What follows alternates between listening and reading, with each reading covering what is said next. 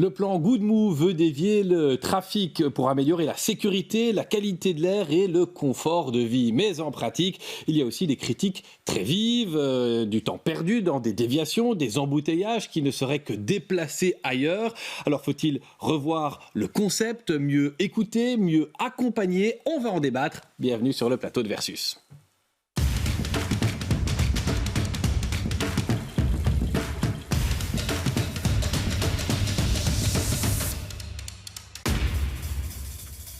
Elle est la ministre bruxelloise de la Mobilité, Elke van den Brand, bonjour. Face à vous, si je puis dire, Sophie Eusquin, bonjour. Vous êtes représentante de l'UCM, les fameux indépendants, ces gens qui appellent à pouvoir recevoir leurs clients et parfois simplement travailler. Joost Kazemans, bonjour à vous aussi. Vous représentez Touring, le club automobile. On verra quel est le retour de vos membres. Et puis Marion Alessian pour l'ARO, l'atelier de recherche et d'action urbaine, une vision globale de l'urbanisme à Bruxelles. Elke van den Brand, Good Move, le nom n'a pas été choisi pour rien. Ce n'est pas seulement l'idée de bloquer les voitures, c'est quand même autre chose, parce que c'est ce qui revient souvent du côté des critiques. Ça fait des décennies qu'on a des embouteillages à Bruxelles et depuis 2005, quelque chose comme ça, ils sont restés stables. Alors, ne rien faire, ça veut dire qu'ils resteront là. Et c'est une question de frustration. C'est pas chouette de rouler quand vous êtes embouteillé. C'est pas bien pour les automobilistes. C'est question aussi d'imprise d'espace. C'est une question de temps perdu. Problème pour les livraisons, des entrepreneurs, question pollution d'air, question climatique. Alors, il y a une certaine urgence d'agir et de faire des choses. Et le plan Good Move est conçu notamment pour rendre plus attractifs les alternatives. Notamment, par exemple, le transport en commun, faire en sorte qu'ils ne sont pas aussi bloqués dans l'embouteillage, qu'ils ont leur site propre, qu'ils peuvent passer plus vite, qu'on crée des pistes cyclables sécurisées qui invitent à rouler à vélo, qu'on va rénover les trottoirs. Alors, il y a beaucoup dans le plan Good Move, notamment pour rendre les alternatives plus attractives. Ils resteront des voitures, c'est toujours important que je le rappelle, il y a des gens qui ont besoin de leur voiture pour faire des livraisons, parce qu'ils ont des erreurs difficiles, beaucoup d'enfants, etc. Ils resteront des voitures, mais si on peut faire convaincre 20 à 30% de se déplacer autrement, ça va fluidifier pour ceux qui n'ont pas d'alternative et ça va rendre la ville beaucoup plus attractive. Mais donc vous reconnaissez quand même l'idée qu'on veut inciter les gens à troquer la voiture pour un autre mode de transport? Une partie des gens, parce qu'il y a des gens qui ont peut-être envie de rouler à vélo, mais qui ont peur. Il y a des gens qui veulent prendre le bus, mais ça leur prend plus de temps. Alors faire en sorte que la STIP est plus vite est importante, faire en sorte qu'il y a des sites propres, etc. Souvent, les bus sont aussi coincés dans un embouteillage. Alors là, c'est vraiment l'idée de faire en sorte que les alternatives gagnent en attractivité et comme ça, ceux qui veulent le prendre sont beaucoup plus séduits de l'utiliser. On va entendre les autres personnes autour de la table, mais on a cité dans l'introduction les communes. On sait qu'à Anderlecht, le plan Good Move a été retiré. Molenbeek avait mis en place des aménagements, des formes de mailles Good Move qui ont été démontées. Vous reconnaissez qu'en pratique, ça ne fonctionne pas toujours? C'est quoi le problème? C'est les gens qui ne jouent pas le jeu ou c'est que c'est mal amené? Non, il y a toujours plusieurs arguments. Si une commune décide à retirer des mesures, ce n'est pas toujours parce que les gens ne respectent pas. Il y a beaucoup plus des arguments. La préparation, la participation est faite dans une phase Covid. Il y a la gestion sur le terrain et le matériel utilisé. Il y a beaucoup des arguments. Ce qui est important, il y a aussi quelques-uns qui restent en œuvre, le Pentagone notamment. Je sais qu'il y a encore des points difficiles. Ce n'est pas parfait partout, notamment à Pacheco et dans Sarre, on avait des problèmes. Mais là, on monitore, on adapte, il y a un meilleur et on voit déjà les avantages. On voit par exemple le transport en commun dont je n'ai parlé. Si on parle du tram 92-93, ils ont vraiment gagné du temps. Ça va jusqu'à 15% de vitesse qu'ils ont gagné. Alors, tournons-nous vers l'UCM. On voit les images d'ailleurs du Pentagone sur les écrans. C'est le retour que vous avez, vous, de vos membres, Sophie Eusquin. Ça va mieux qu'au début ou bien sur des axes comme l'avenue d'Ansart que citait la ministre, ça reste quand même problématique? Que vous disent les commerces du centre? Les commerçants ont en fait un cumul de choses qui est négatif pour eux, pour l'attractivité économique, et ils ont un certain ras-le-bol. Et donc il y a des points difficiles, c'est vrai, il y a des améliorations, il y a des choses mises en place, mais ça reste difficile pour eux. Et c'est toute l'image aussi qui est donnée pour le consommateur comme une ville inaccessible, comme Bruxelles, qui est un certain bashing inaccessible. Et c'est cet imaginaire-là qui est ancré, c'est pas tant l'objectif, objectif. Et le plan en tant que tel, c'est comment il a été mis en place et l'image qui est autour. Même retour du côté de Turing, on parle bien du Pentagone ici, c'est un endroit où les gens ne vont plus en voiture ou n'osent plus alors qu'il y aurait moyen, c'est ce que nous dit Sophie Eusquin aussi. Oui, certainement en partie, mais on constate quand même qu'une grande partie de l'inspiration de Good Move, c'est ce credo, ce symbole, on veut une ville pour les gens et non pas une ville pour les voitures. Ça, c'est méconnaître le fait que derrière chaque voiture, il y a une personne, une famille, une communauté.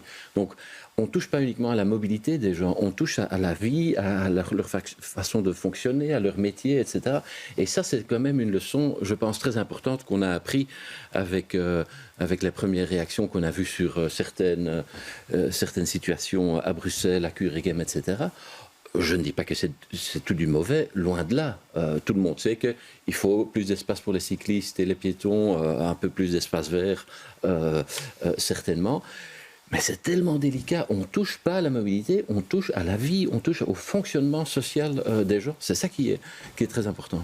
Marion Alessian, vous le voyez, vous qui réfléchissez à l'aménagement urbain en général, la voiture, c'est encore quelque chose auquel les gens sont attachés à Bruxelles, que ce soit à Kuregem ou à Ixelles, dont on parlera peut-être dans un instant. Ouais, c'est très très compliqué de renverser un modèle. Il faut bien comprendre que c'est très compliqué politiquement et dans les plans, parce que c'est un système dont on hérite et qu'on développe depuis les années 50-60.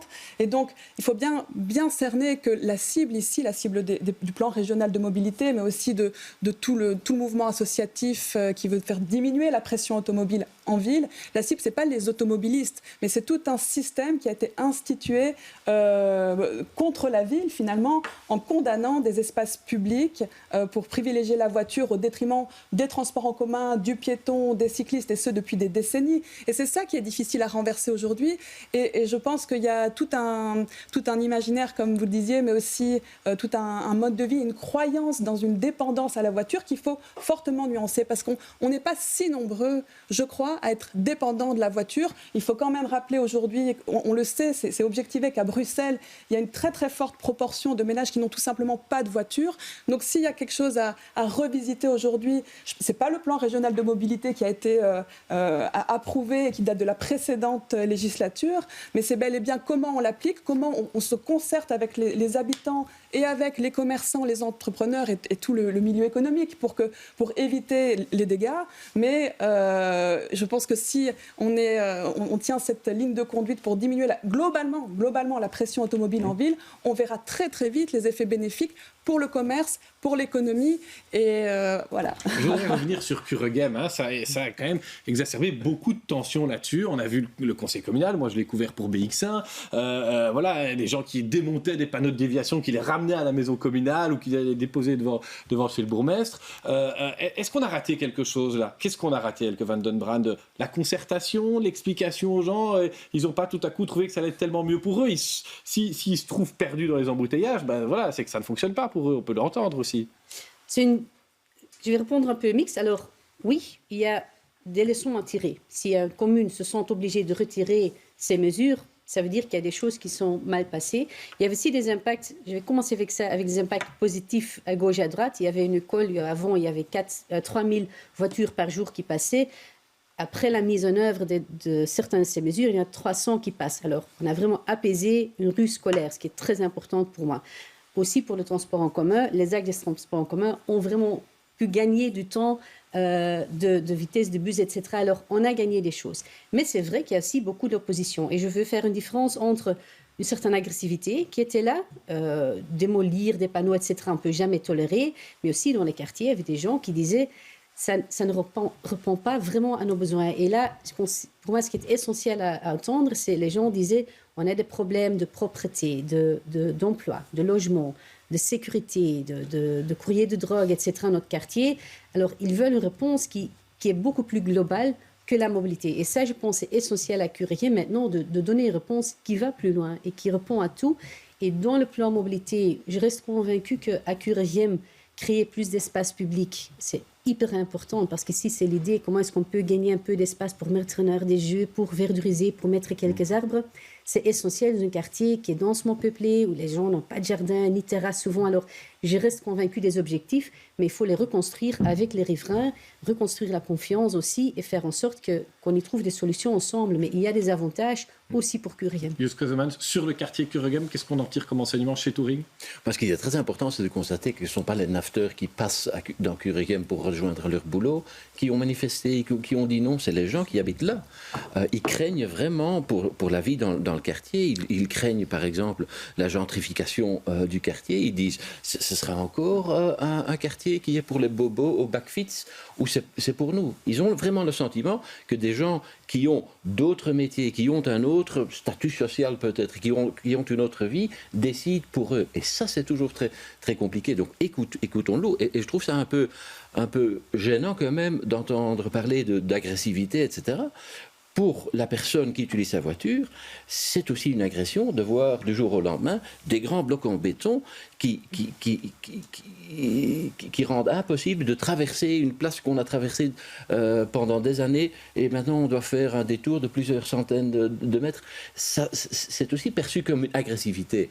C'est pas le but, et je sais qu'au début c'est des aménagements temporaires, etc. Mais c'est quand même, pour eux, c'est une agression dans ce qu'ils sont, dans la façon est-ce qu'il y a des aménagements urbains qui parfois peuvent être mieux compris parce que mieux amenés? C'est ce qui revient, hein, monsieur le dit, monsieur Keusemans le dit, pour Kuregem, ça a été perçu comme violent pour les gens. Est-ce que parfois là, on peut faire de la pédagogie ou bien à un moment donné, on est bien obligé de tenir compte du fait qu'il y a une déviation et puis voilà, c'est tout, il faut la mettre en place. Avant ça, il faut de la sensibilisation, de la pédagogie, de la meilleure communication, une meilleure participation. Vous trouvez que ça a été fait correctement à Kuregem? Il y a eu des limites et on peut vraiment mieux faire du point de vue au niveau communal. Et je pense qu'il faut quand même un chef d'orchestre régional et partout dans les communes, parce qu'il faut éviter des disparités aussi d'aménagement et de dispositifs de participation entre communes pour qu'il y ait quand même une certaine logique dans la vision globale de la mobilité à Bruxelles. Alors pour revenir sur la question de l'agressivité, comment c'est perçu, il y a beaucoup de choses qui n'ont pas encore été objectivées, et c'est entre autres par rapport à ce qui s'est passé à Kuregem, et c'est vraiment dommage qu'on ait fait aussi vite marche arrière, alors qu'on aurait pu prendre le temps de mesurer les effets des aménagements sur un peu plus long terme.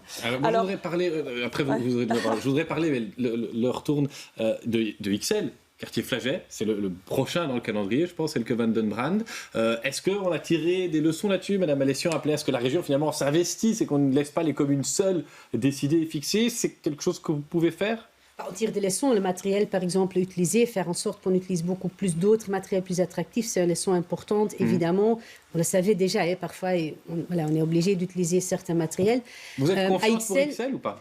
Surtout à XL, parce qu'il y a déjà, le place Fernand Koch est déjà réménagé. C'est un peu la philosophie du Mail. Alors, à XL, ça existe déjà. Ce qu'on a fait avec le place Fernand Koch, le chaussée d'XL, où il y a une piétonisation qui est déjà faite, un plan de circulation autour, c'est déjà connu, le système est un peu mieux connu, la population peut faire référence à le quartier juste à côté, place Fernand Koch.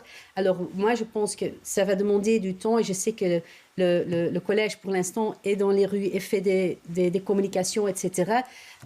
Alors, ça va demander aussi d'accompagnement. Il travaille aussi phasé, ce qui est quelque chose d'important. Il travaille dans plusieurs phases. Comme ça, c'est pas tout en même moment. Je pense que ça, ceci est une leçon importante. Schaerbeek a fait la même chose, travailler phasé. Alors oui, il faut apprendre, mais chaque quartier a aussi ses propres caractéristiques. Kuregem n'est pas le même que les Flaget. Flaget, c'est notamment commerçants, ce sont des gens qui viennent de loin. Que vous disent vos membres qui ont officiné là-bas, je vais dire? À l'heure actuelle, nous, UCM, nous n'avons pas encore été concertés. C'est un peu dommage. Et dans les autres quartiers, les associations de commerçants ont parfois été concertées, pas toujours. Et quand elles ont été concertées, elles n'ont pas été entendues. C'est ça le problème. C'est concerter, c'est bien, mais après, il faut écouter, adapter, changer par rapport au message. J'entends qu'il y a une action de terrain d'aller dans les commerces, c'est une bonne chose. C'est ce qui a peut-être manqué dans certains quartiers, notamment au Pentagone. Et c'est en allant, en accompagnant, en respectant les parties prenantes qu'on arrivera à quelque chose ensemble. Vous pouvez insister là-dessus? Vous avez l'autorité comme ministre pour dire à la commune, n'oubliez pas les commerçants, c'est envisageable? Ou bien maintenant c'est du ressort des communes? Évidemment, je me sens responsable pour faire en sorte qu'on fait le meilleur possible les trajets. Je sais que dans le Pentagone, je sais que les échevins, le bourgmestre ont entré dans les magasins, etc. Il y a peut-être j'entends, peut-être pas assez, mais il y a des concertations qui sont faites, des adaptations. Une des échos aussi, c'était le chantier Trône qui était sur la petite ceinture. C'était une remarque qui revenait souvent des commerçants du centre-ville, disaient il y a le Mail Pentagone et le mise en œuvre de Good Move Pentagone, mais en plus le chantier sur la petite ceinture. On voit le trafic vers la petite ceinture qui est bouché par la fermeture. Voilà, alors là on a dit, voilà, c'est vrai, ça a pris un peu de temps pour trouver une bonne solution. On a dit, on va adapter la manière de fonctionner à Trône, on va changer le chantier. Ça va déjà un peu plus fluide maintenant. À partir de novembre, on ne va que travailler les nuits, notamment pour donner cette signal qui est importante, que Bruxelles reste ouvert, vous êtes les bienvenus. Il faut que les commerçants qui sortent des périodes difficiles peuvent dire que voilà, on est accessible, venez à Bruxelles. Même problème du côté des livreurs, Sophie Hosquin, ça revient souvent. À chaque fois qu'on fait un sujet Good Move, on tombe sur un livreur qui me dit « je ne parviens plus à retrouver mes clients, le GPS m'indique mal, le chemin que je prenais », ou bien vous avez ce retour-là aussi. Ce sont aussi des indépendants parfois, les livreurs. Oui, tout à fait. Et on a aussi le retour des restaurants de poissons de la place Sainte-Catherine qui se faisaient livrer beaucoup trop tard par rapport à leur repas de midi. C'est des couacs pour lesquels il faut faire quelque chose. Alors j'ai entendu que la ville de Bruxelles a communiqué, mais très tardivement cette semaine par rapport aux solutions, mais elles n'étaient pas connues. Et donc c'est la communication qui n'a pas été faite correctement. Aussi, certains se disent je pourrais peut-être utiliser des vélos cargo, mais c'est pas acceptable et adaptable à toute situation pour les commerçants. On a vu des sorties politiques de ministres, de bourgmestres qui disent dans ma commune il n'y aura pas de My Good Move. Ça a été le cas à Oulu et Saint-Lambert, Défi, un de vos partenaires à la région. Ridouane Chahid, chef de groupe au Parlement, bourgmestre des Verts, qui dit il n'y en aura pas dans ma commune. Vous avez l'impression que certains de vos partenaires politiques vous lâchent là-dessus? Quelques Van den Brand? C'est vrai que pour l'instant, c'est un débat politique. Et par exemple, à Oulu et Saint-Lambert, il y a Thomas qui est en phase d'études. Alors, j'ai vu la sortie, mais ils sont en train de faire des analyses, etc. Alors, je perçois quand même une volonté d'y aller.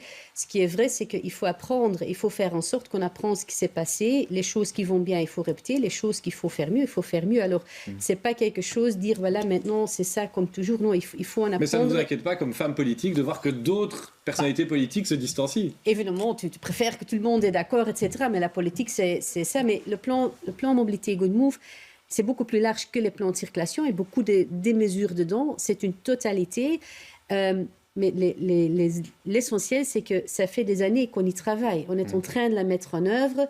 C'est difficile. Et là, je pense que c'est un message important. C'est une phase difficile. La mise en œuvre, comme vous avez dit, ça change dans le quotidien des gens. Ils doivent s'adapter dans leur comportement quotidien de mobilité. Alors, ça touche aux gens et ça doit se mettre. Et il faut évaluer. Et si, après 6 mois, pour le Pentagone, on constate le problème, il faut l'adapter. Pour moi, c'est hors question. Il ne faut pas dire on ne va jamais toucher, non. Et il y a des monitorings qui est fait entre-temps pour faire des petites adaptations. Ça, il faut faire un peu. Il faut le faire. Mais il faut aussi faire en sorte que maintenant, quand il y a le coup... Casemans, qui est un peu en retard de parole, on me le dit dans l'oreillette. Du côté de Touring, vous demandez des aménagements pour le Pentagone. C'est un point d'attention pour vous? À certains endroits, certainement, oui. Je pense que le problème est différent. On prend toujours des gens pour des idiots, tandis que comme Madame vient de dire, il y a déjà énormément de gens à Bruxelles, de foyers à Bruxelles qui n'ont plus de voiture. Donc les gens ont compris qu'il y a d'autres moyens de se déplacer. Les gens ont développé une conscience écologique. Laissons quand même le choix à certains, si c'est un choix bien sensé, d'utiliser le vélo, le transport en commun ou la voiture, c'est nécessaire. Et beaucoup de personnes ont l'impression qu'à tout prix, on veut rendre plus difficile, interdire cette voiture, la dégager. Je ne pense pas que c'est la bonne approche. Marion Alessian, vous regardez ça à l'Aro, les quartiers. Est-ce qu'on peut faire un lien entre la sociologie des quartiers et l'acceptation des modifications, le renoncement à la voiture, ou bien tout le monde est très attaché à sa voiture, peu importe, je dirais, l'origine, le niveau social, etc., etc. Malheureusement, c'est plus complexe que ça et je pense qu'il ne faudrait surtout pas faire de ce débat et de l'application de Good Move ni une lutte des classes parce que les mouvements réactionnaires qu'on observe à Kuregem, enfin on pourrait... Réactionnaires? Oui, réactionnaires parce qu'il y a eu la volonté, il n'y a pas la volonté de renverser l'ordre établi, mais au contraire de le maintenir et de maintenir le statu quo par rapport à une circulation automobile. En ce sens, je trouve que c'est réactionnaire. Et c'est tout aussi réactionnaire que des Uclois qui vont se mobiliser contre la fermeture aux voitures au bois de la Cambre. Donc voilà, il ne faut pas trop vite analyser ça sociologiquement. Ce qui me semble très important à dire aujourd'hui, c'est que nous, dans le milieu associatif et à l'ARO, on craint très fortement l'effet domino de ces marches arrière dans les communes. Puisqu'une commune a renoncé, une autre va renoncer aussi. Voilà où au contraire, il faudrait les appliquer, prendre le temps d'évaluer, concerter dans les communes où ça n'a pas encore été mis en place et faire une communication et une participation beaucoup plus performante, ça c'est évident. Je pense qu'on est tous d'accord là-dessus.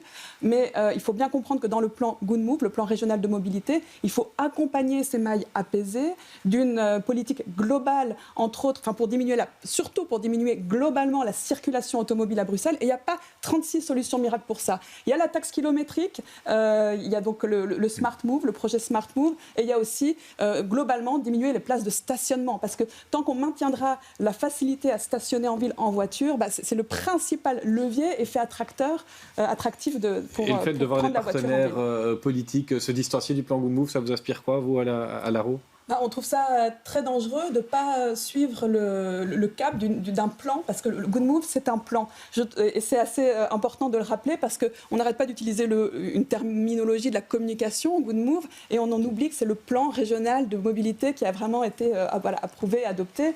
Donc, il faut rappeler ça, parce que c'est le sens vers lequel on doit poursuivre. Jos Kazomans, qui ne tient plus, qui va bondir. C'est pas parce que c'est un plan que c'est un plan sans faille.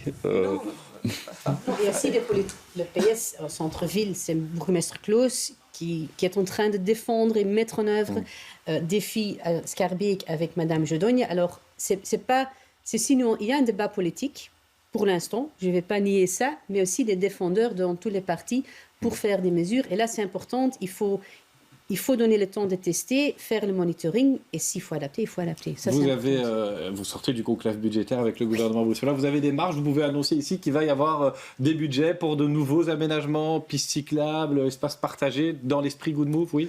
On a obtenu une augmentation des budgets pour Good Move dans sa totalité. Ce qui est important de cette conclave budgétaire, c'est le transport en commun. Ils sont dans une période aussi difficile. Le prix d'énergie leur touche aussi. Alors on va faire en sorte que la STIP ne doit pas retirer ou diminuer l'offre. Au contraire, ils peuvent continuer avec le plan d'investissement pour une nouvelle offre, etc.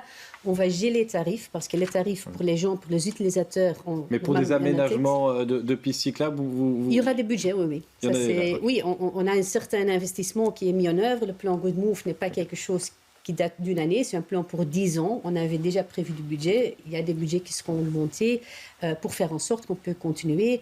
Et ce qui est très important, c'est que dans tout ça, on rend les alternatives plus attractives. Il faut que la STIP reste performante, attractive, et les gens ont envie de le prendre, que les gens qui veulent rouler à vélo peuvent le faire, que Bruxelles invite à marcher. On peut tous un peu plus marcher, c'est bon pour la santé, c'est bon pour l'humeur, mais il faut faire en sorte que la ville est attractive pour ça. Je veux absolument entendre à chacune votre argument recevable. Jingle.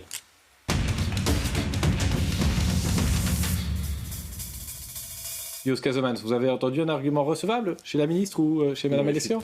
On a toujours eu un peu l'impression que les concertations, c'était un peu une visite de politesse. Ici, j'entends vraiment qu'il y a une volonté d'adapter, de suivre ça de très près et de faire les adaptations si nécessaire. Donc, merci beaucoup. Marion Ellessior, même exercice, un argument recevable de l'autre côté de la table. Chez l'UCM, de la même manière, on parlait d'un besoin de communiquer d'une autre manière un peu mieux, et surtout en amont, contacter les premiers concernés d'un point de vue économique. Je pense que c'est tout à fait audible comme demande.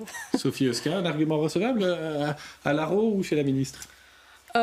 C'est cette idée de diminuer la congestion, mais il faut aussi refaire venir la consommation à Bruxelles, et ça c'est un gros défi pour le gouvernement bruxellois. Allez, le mot de la fin pour vous, Elke van den Brand. Quel argument recevable vous avez entendu de l'autre côté de la table ? Pour moi, l'argument qu'on touche à la quotidien des gens, on touche beaucoup plus que la voiture, qu'on touche aux habitudes des gens, au mode de vie. Et il faut le reconnaître. Il faut qu'on est reconnaissant de l'effort qui est fait par les Bruxellois pour changer leurs habitudes, pour s'adapter crise après crise. On sort d'une crise Covid, crise énergétique. Alors, c'est difficile, il faut le reconnaître. Mais je m'engage à faire en sorte que ça sera mieux. Ça, c'est le but, de faire en sorte que ça sera mieux, qu'il y ait moins d'embouteillages, qu'il y a le vrai choix, que vous avez des alternatives attractives et comme ça qu'on peut avancer tous ensemble. Vous irez dans les quartiers, discuter avec les gens, vous le ferez, vous prendrez sur vous comme vous l'avez fait aujourd'hui sur BX1. Évidemment. Merci à tous les 4 d'être venus sur le plateau. La semaine prochaine, un autre débat, d'autres invités et de nouveau beaucoup de questions.